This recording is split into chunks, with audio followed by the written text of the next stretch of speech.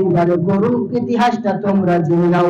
আমার হুসাইন পাক রাদিয়াল্লাহু তাআলা আনহু যখন কারবালার ময়দানে পৌঁছে গেলেন, শহীদের রক্তে বরণ যখন করলেন আমার হুসাইন পাক, ওই সময় হুসাইনের কাছে কেউ নাই।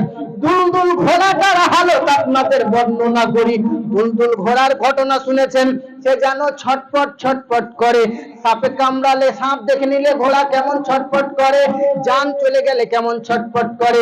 দুলদুল ঘোড়া ছুটে বেড়ায়, একবার উপর দিকে চায়, একবার নিচে দিকে চায়।